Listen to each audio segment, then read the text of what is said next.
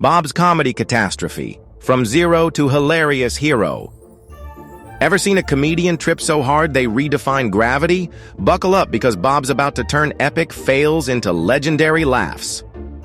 Bob bursts onto the stage with the grace of a newborn giraffe on roller skates. He trips, stumbles, and nearly takes out the microphone stand. The audience roars with laughter before he even says a word. Bob, dusting himself off, grinning sheepishly. Nailed it! That's how I plan to break the ice. I like to start with a bang, or in this case, a faceplant. You know, just to let you all know I'm one of you, perpetually clumsy and slightly terrified. Bob. So, I saw this bumper sticker the other day that said, "Honk if you love peace and quiet." I almost rear-ended the guy.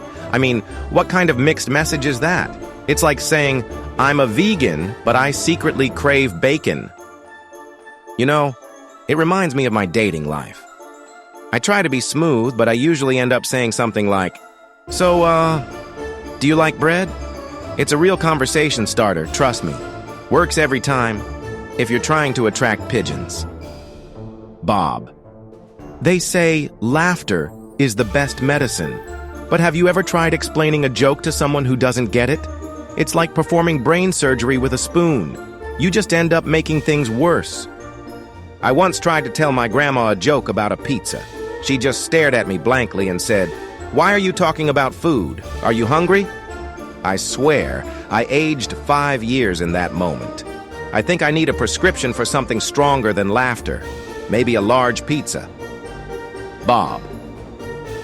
I went to the gym the other day, and I saw this guy lifting weights while staring intensely at himself in the mirror. I wanted to tell him, "Dude, you're not going to get any stronger by admiring your biceps. You actually have to lift the weights." It's like when I try to write jokes. I stare at the blank page, hoping inspiration will strike, but usually I just end up with a headache and a profound sense of inadequacy. Trips over a cable. Whoops! Almost took another dive. Maybe I should invest in some bubble wrap. Bob points to someone in the front row wearing a brightly colored shirt. You, my friend, are rocking that shirt. It's so bright, it's practically a hazard to navigation. Are you a traffic cone in disguise?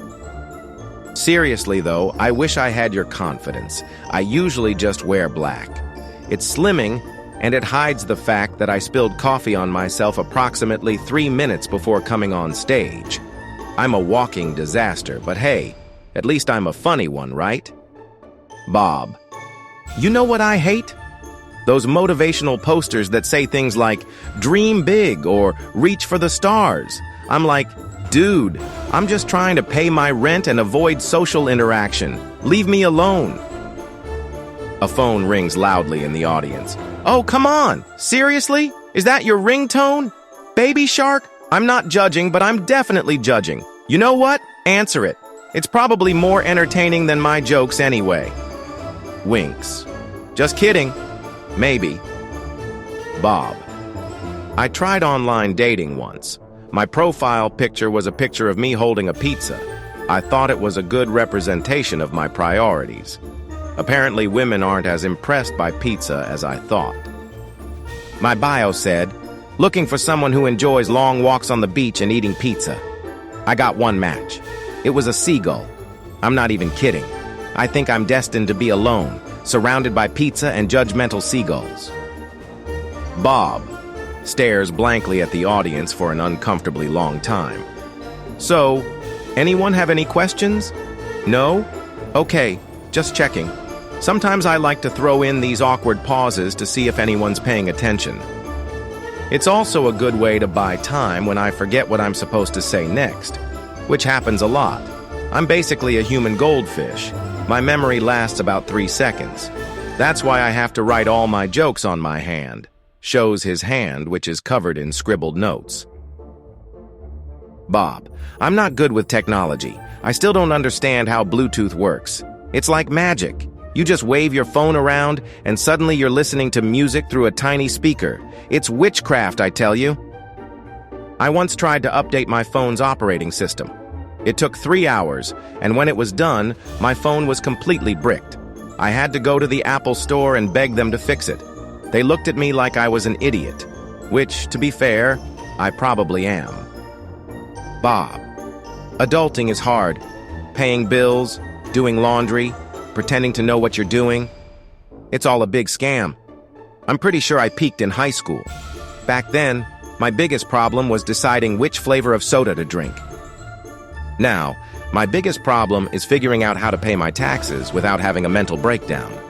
I'm pretty sure the IRS is run by a bunch of sadists who enjoy watching people suffer. Bob, I take the subway a lot. It's a great way to people watch.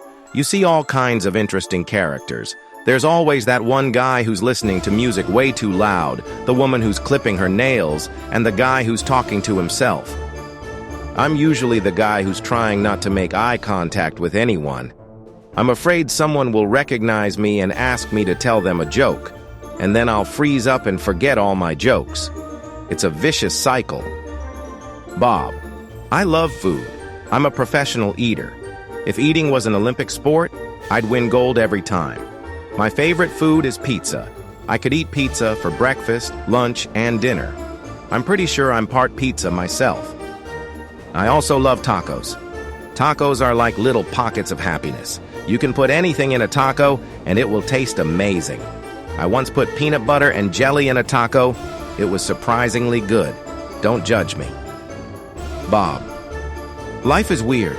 We're all just walking around on this giant rock, hurtling through space. And we're worried about things like what to wear and what to eat. It's all so ridiculous. But that's what makes it funny. You have to laugh at the absurdity of it all. Otherwise, you'll go crazy, and nobody wants that. Except maybe the people who run the IRS. Bob attempts a fancy bow, but his pants split. The audience erupts into even louder laughter. Bob, mortified but still grinning. Well, that's my cue. I guess I'll see you all next time. Hopefully with pants that are slightly less prone to spontaneous combustion. Bob, grinning.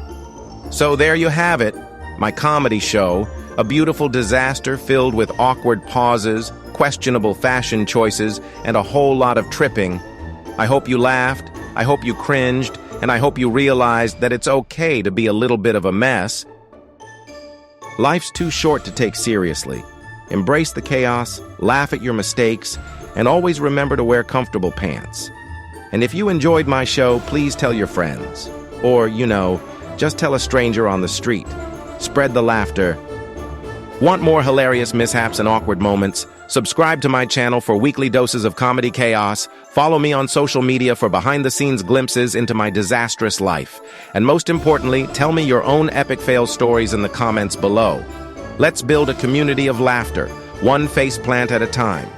Don't forget to hit that like button and share this video with everyone you know who needs a good laugh. Because let's face it, we all need a little bit of Bob in our lives.